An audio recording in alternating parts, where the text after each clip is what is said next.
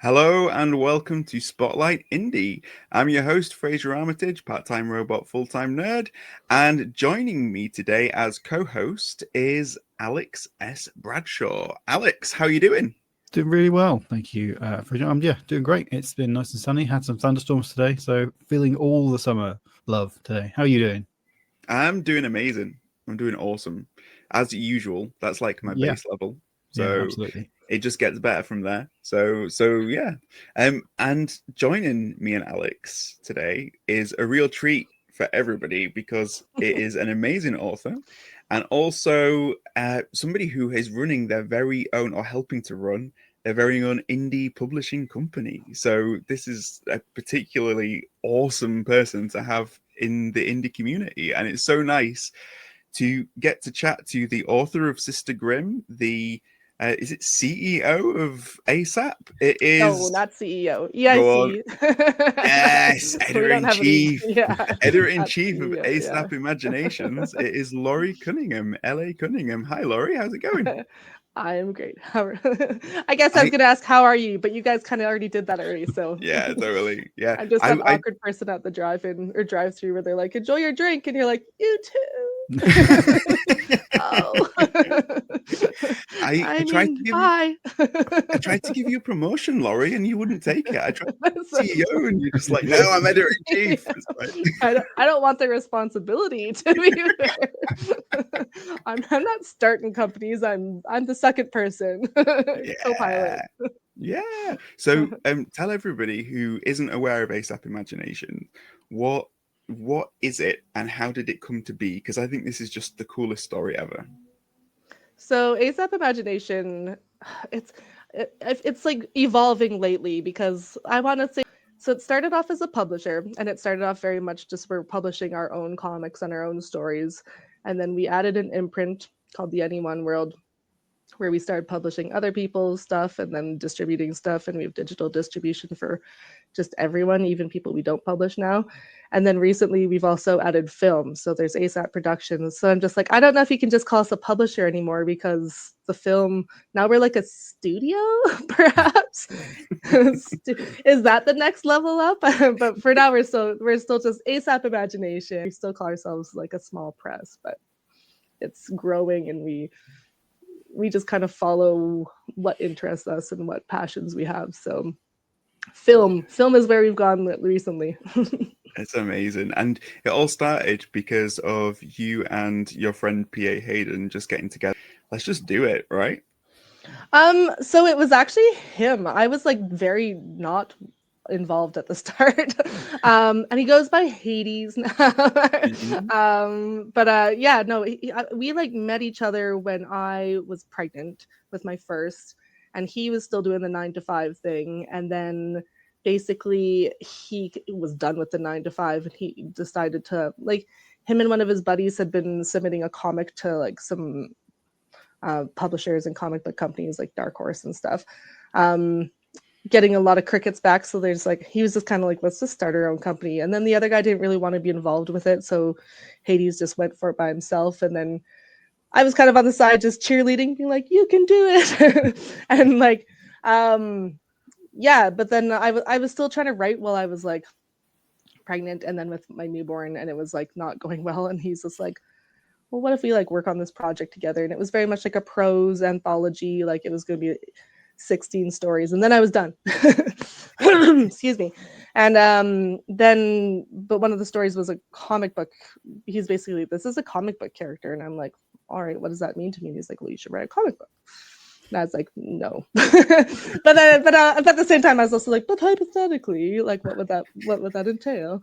So then he kind of then I was like hooked, and that he always does that to me. He like mentions things, and then I'm like, I don't want to do that. It sounds like so much work, but I'm just like, the seeds instantly plant. I'm very impressionable. But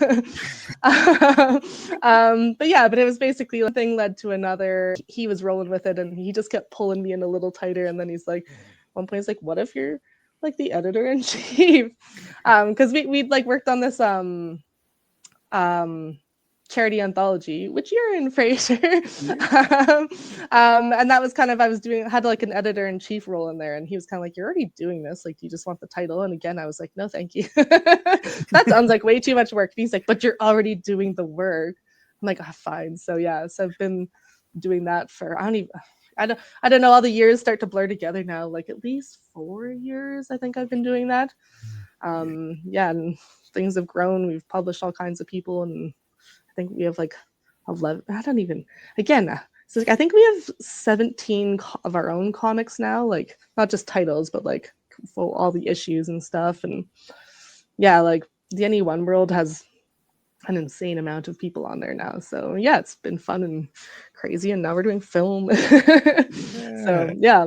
I love seeing it grow. I love it because right from the beginning, I mean, I've sort of like been chatting to you guys, and you know, we've known each other since like you got involved with ASAP, and just the passion that you guys have for it. I always, everybody who knew you sort of like then knew that it was going to grow and knew that it was going to get there, and you were going to get to be in like all of this, and you guys were just like, yeah, okay, whatever, we'll see how big it gets. But like, we all knew that you've been making movies. Yeah, like, I had no idea. because like the passion that you bring to it is amazing. Like you and Hades together, like there's just something magic that happens there, and it's just like it's just fantastic. And I love that you just kind of just run with it, and you're still running with it now. It's just it's so cool. Yeah, he's always like the ideas, like he's very much the like, there's always like a what if we did this, and I'm always like, oh god, how much work is this going to be? But of course I'm on board. So yeah, it's fun. It's fun, but busy, but fun. Have you ever considered writing a comic book, Alex? I have, really. Yeah, I think it would be really awesome to work with, you know, different, like an artist and somebody who's, you know, doing that kind of different sort of dimension to the work that you're doing. And yeah, I think it would be really awesome. I do. That's one of the quiet ways I like to motivate myself for like long-term projects. Think, well, if this is a success, I can make like a spin-off comic book of it. That would be really cool. So then that sort of could help me get some motivation for that. So yeah, I think comic books are, you know, they're really great as a different way to tell stories, and you know, they're kind of, you can have like whole pages that are just an entire vista of like, you know, a single piece of artwork without any words in it. And yeah, I think it's always interesting to look at how different mediums tell stories. So yes, is the answer to your question. I think they're a really cool storytelling medium. Yeah. Are you so used to working with artists now, Laurie, that you're just like, yeah, I've got this? Or are you still sort of like figuring stuff out when it comes to sort of the transition from prose to comics? Because you've written a lot of successful ones now. I feel like there's always stuff to learn, and then you work with new people and you learn different things from them, and then like I know I still pick up comic books and I'm like, oh man, I didn't know you could do this. It's like, oh, can we lay out panels like this? I'm like, oh, that's cool. So I think there's always like infinite stuff to learn.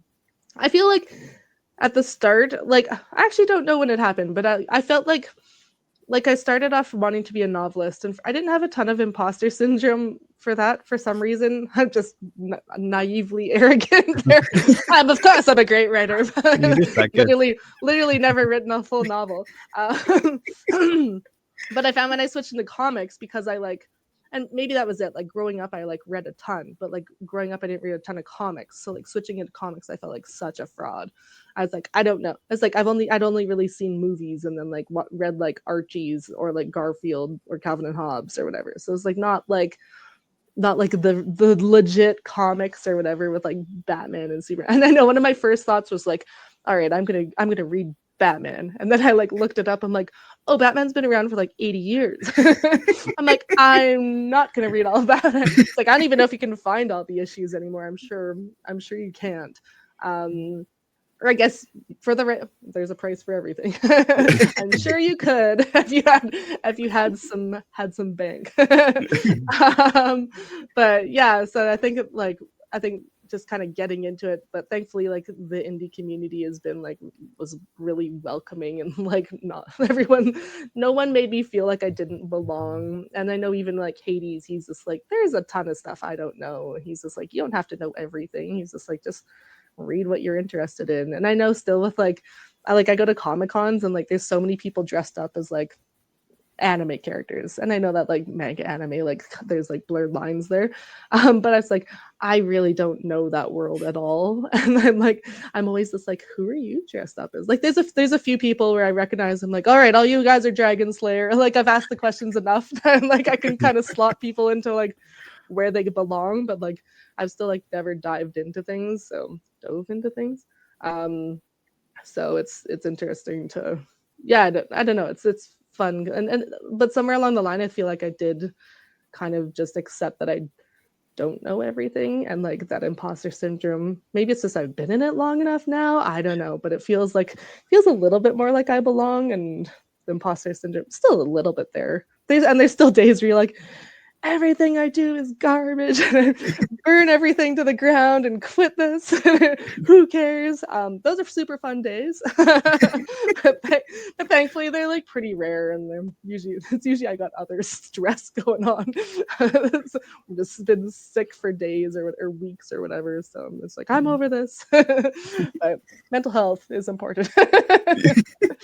Totally. And I think what I'm hearing from you most, Laurie, in the answer to that question is that you need somebody who has collected all of Batman to then send you their collection so you can read it. That's what I'm hearing. Yes. And so you really read between the lines there. What I need is someone to send me their entire Batman collection for free. Yeah. The sheer overwhelming idea of having that many comics to read, though, is just like, no. Quit. Just be flicking through them like a flip book just to try and get through them. Yeah, my TBR list is just like, no.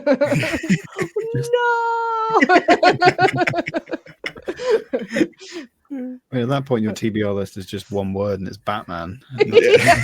Yeah, there's no room for any other books. I was like, I got one life to live, and that life is now Batman reading. No room for anything else. Yeah, I feel like, so with all these Comic Cons, because you've been going to Comic Cons now for years as ASAP, and for every year that you go, you've got like more awesome titles that you're taking with you, right? Has your experience as it's grown sort of like changed of the Comic Cons, not just from the point of view of you being in it for longer, but you sort of like bringing more and more each time? You know, does that kind of like, does it get more exciting the more that you've put out there to be able to attend?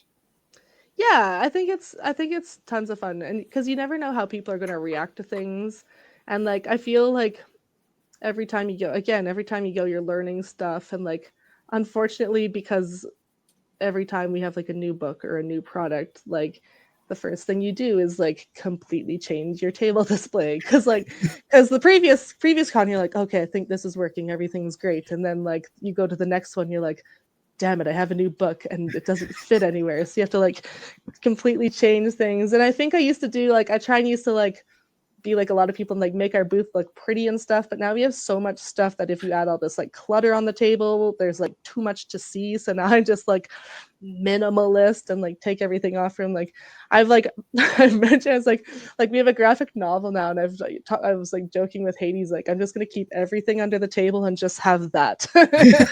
and then as people start being like, oh, as we talk about stuff, keep pulling out other issues. But it's just like we have so much now, it's like I do find that there's like a lot to see, and so you never know, like, and I think that's always like, I feel like whenever I go to Comic-Cons, I'm always trying to crack some like algorithm or code or whatever, and like what's the perfect display and the perfect pitch to get people to like always buy something. And obviously that's never going to happen, they're not always going to buy something, but like there's always like, how do you sell something to someone who's like wants to buy something but they just don't know what? And how do you sell something to someone who like is walking by and wasn't going to stop? And how do you get them to come over? Like there's all these like things. So I think that like as I do it, it's like it's still, you always talk to different people, and it's actually like really fun now because like people who've bought stuff before come back and see what else there is, and like, oh, there's a new issue, or even if there isn't anything new, they're like, oh, I bought this last year, it's great. That happens with like my Babies With Rabies a lot because I haven't like done anything else with that, and people are like, oh, I love it, and like, all right, cool. And they're like, all right, bye. But yeah, I don't know. It's still fun, and like I feel like I'm learning. Like again, you're just always learning stuff and having to come up with new creative ways to put yourself out there and share your stories. Babies with Rabies is a modern masterpiece, by the way. It's absolutely amazing. It's Alex, if you don't have a copy of Babies with Rabies, you need one in your life. It's the greatest alphabet learning book in the world. Here, I brought I have things nearby. If you haven't seen it. Oh, hang on, we can really shame Alex. Hang on, just a sec. Oh, do you have your gun? Oh no! This is the book. Yeah. Alex, pick a letter, Alex. H. H. Do you want to give a reading of H, Laurie? Oh, you want me to do? I'm trying to think of what H is. Help. Yeah. One time I was on a podcast and someone was like testing me, and I was just like, "Oh yeah, I have it all memorized." And he picked a whole bunch of letters. I'm like, "I lied. I don't know any. I don't remember what my book is about." All right. This is the Walking Dead, little Walking Dead tribute. I can hold the picture. I feel like I need to be all like serious. H is for help. No. H is for help. Don't face them alone, especially outnumbered. It's too hard on your own. Yes. Amazing. Yeah. It's like before The Last of Us. Like this would have been perfect for the guys on The Last of Us. Like, you know what though? Zombie movies don't typically put infected kids and babies in it for very obvious reasons. I think, like I do get it. I do get why they don't go down that route because it's dark as heck. Me on the other hand, I don't give a but yeah, but I feel like like zombie movies. I always like say like it's not just like they always have like some factory worker gets like bitten by a bat or something, and like they always use. I feel like they always use China. It's just whatever. But I feel like it's like this book. I'm always just like, no, it's like now that I have kids, it's some kid who goes into his backyard, finds a bat, licks the bat, goes to daycare, licks all of his friends. They all go home, lick all of their parents. Zombie apocalypse. Totally. There's a little vial on the floor that said, like, this is rabies, do not lick. The first thing they do is put it in their mouth. 100%. My daughter, she's old enough, she might not do it, but my son, he's still licking the rabies vial. Is your daughter old enough where she's like, hey, baby brother, come lick this? Like... yeah. Or she'd do something, or she'd like feed it to him or something and be like, oh, and then try and like being like, oh, he did this all by himself. Yeah. Is he bad? Oh, this tastes so good. You should try it. Like... try it. What's it been There's like? An instigator. What's it been like doing all of this as an indie creator and also parent? First of all, how? I want to ask how and not why. Let's ask how. So I think a lot of it is I have a good support network. Like thankfully I have a partner who has some income for us, because I was very much a stay-at-home mom, and like this is like very slow income. Like there's a lot of, especially with comics, there's a lot of upfront costs if you're paying artists and like pre-buying all of your copies and stuff. Like I thankfully don't. I did it with Babies with Rabies, but I haven't had to buy 1,000 copies of every single book I've put out there. But yeah, so like having someone to support me financially, I know that puts me at like definitely gives me like a privilege and gives me something that some other people don't have. But also like all my family lives nearby, so like my grandparents and my grandparents, my kids' grandparents have been like very great in offering babysitting and all that stuff. And like now my daughter's in kindergarten and my son is in daycare, so that helps free up a lot of time too. But like, yeah, I don't know. It's just lots of times. I think you just have to be very like. There's a lot of people are like, oh, you got to write every day or you got to do this every day. It's just like I think as a parent, no. For me, at least for me, no. like you just have to kind of accept that you can't do things every day. And like there's multiple days even, or like a week or multiple weeks where you don't get a ton of stuff done, and it really does, like, it does start to get to me. Like I start to get like really antsy and like start being like, oh, I'm not doing anything, and you start to feel behind. But like right from I was actually just talking about this with Hades the other day. Is like when I first had my daughter, I was like really like frustrated, and I said postpartum depression and all that stuff. But he was just like, just do one small thing every day that like doesn't have to be big. Like you don't have to write a book every day or whatever. But it's just like reply to an email, or like to me that's like one of the easiest. Make a social media post. It's like one little thing that puts you like a little bit further ahead than you were yesterday is basically it. So like it doesn't feel like you're making a ton of progress, but like if you can still just do something small, it kind of keeps you sane. Totally, it's such good advice. I think that's a really important thing for everybody to know, like especially you've got kids. That's sort of, everybody can be on the internet, especially, can be very prescriptive with what you say works for people and what the rules are and what you have to do.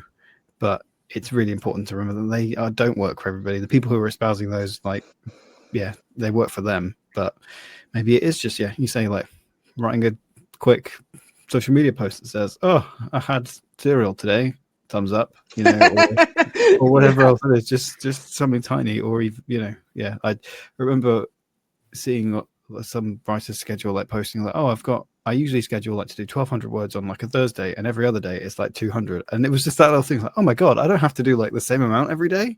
This is mad to me. I think that's a really important thing for people to remember. Yeah. Well, even like I've started to learn how to, or like I draw, but I'm like trying to get better.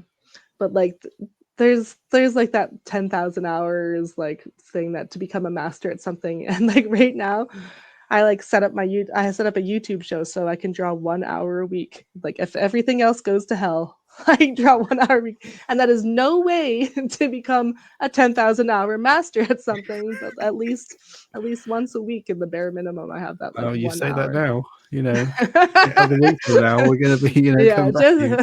To be fair, I'm already a master, so I don't need to tell anyone. All I need is an hour. I'm just that good. And that's Thirstatoes, isn't it? If people search for that, will they find it?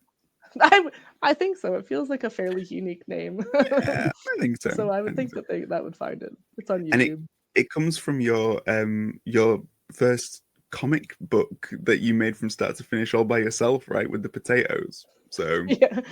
Yes. Another modern masterpiece. Another modern masterpiece. All of my modern masterpieces are just jokes that went too far that I probably shouldn't have done anything with. A smarter person would have been like, maybe there's better ways to spend your time. But there isn't. You spend your time on what's fun. There's few better ways to spend your time than whatever gives you joy. And if that is, all of these creative projects, then that is the best way to spend your time. Yeah. Well, and I always, like I've said before, it's just like if you're interested in something or think something's funny or interesting, odds are good there's at least one other person who is also interested in that and thinks it's funny or interesting. So that's really roll cool. With it. So for anybody who wants to find you, they can obviously find you on Thirstatoes. They can find you on YouTube, right? Which is where you do your show. And where else can they find you, Laurie? I'm all over social media, but I unfortunately have different handles on every single one. I'd say the easiest place, you could go to lacunningham.com. I do have Linktree, but I'm actually not sure what my Linktree is. It might be LA Cunningham, just straight there. I don't remember if they put periods in there. Oh, this is great. I'm fully prepared. But I feel like I'm still just on Twitter the most. I'm more on maybe like Instagram and Threads now. So like Twitter, I'm LAURCUNN. And on Instagram, I'm like LACU Insta. So one day I'll maybe make them the same, but I can't do that. Not this day. It was today is not that day. It was weird. I was like the other day, because for ages I was not reading it as LAURCUNN. I was reading it as LA because of it being LA Cunningham and LA your Cun. right? And it was only the other day I realized it's the first 4 letters of your name and the other 4 letters of your name. Like, how many years have I been like totally misreading your handle on X? It's just crazy. So yeah, so that's pretty nice and easy for people to remember. So easy. Alex, where can people find you and Spotlight Indie? Well, they can find me, Alex S. Bradshaw, at whatever social medias I'm on, which is probably most of them. Yeah, usually they're easy to find. Hopefully, I have lots of dinosaur books and dogs on there, or a single dog, but a lot of him. And then Spotlight Indie, spotlightindie.co.uk, and there'll be links there to everything. But we're on X and Instagram and Bluesky, Spotlight Indie, and you can find out all the latest people we're interviewing, lovely people like Laurie and others, and all the lovely Spotlight news and indie news. Frasier, what about you? Where can people find you? Just wherever. I'll be here. So like, Lurking.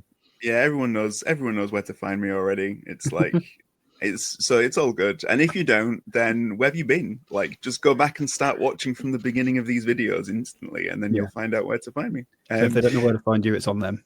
Yeah, exactly. Yeah, it's definitely important at this point. Yeah, get with it, guys. Yeah, I thought you were a fan.